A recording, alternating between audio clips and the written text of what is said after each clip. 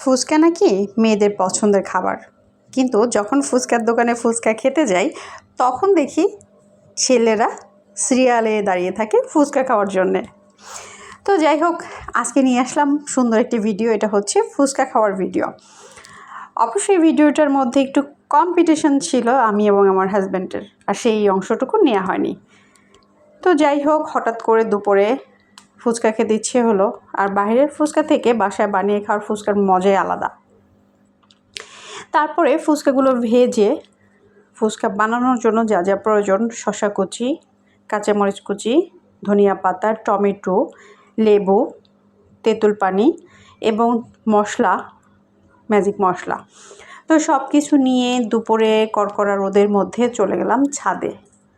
খুবই সুন্দর একটা পরিবেশে পাটি বিছিয়ে তার উপরে সব কিছু রেখে শুরু করলাম ফুচকা বানানো।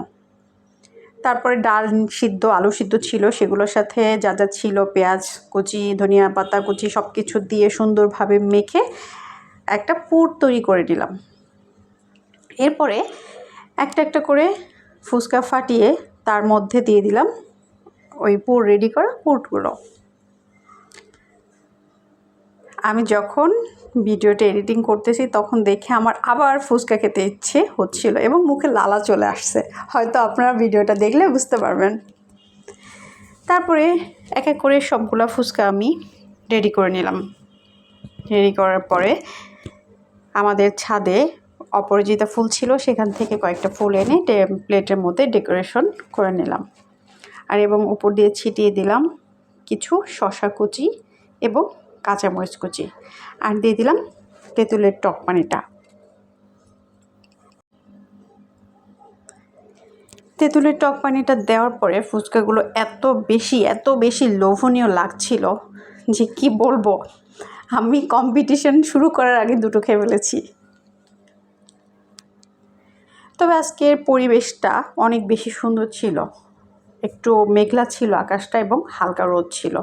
ছাদে বসে ফুচকা খাচ্ছিলাম। খুবই সুন্দর একটা পরিবেশ, এত ভালো লাগছিল কি বলবো। তো এই দেখুন, আমার ফুচকা বানানো শেষ। এখন হচ্ছে খাওয়ার পালা, মানে আমি এবং আমার হাজব্যান্ড কম্পিটিশন শুরু করে দেব। তারপর এভাবে এক এক করে সবগুলো ফুচকা খেলাম এবং খুব বেশি মজা করলাম। আজকে সারাটা দিন খুব বেশি ভালো কাটলো।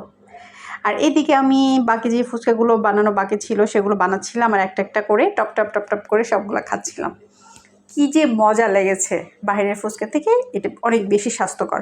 তো আমার ভিডিওটা যদি ভালো লাগে অবশ্যই শেয়ার করবেন।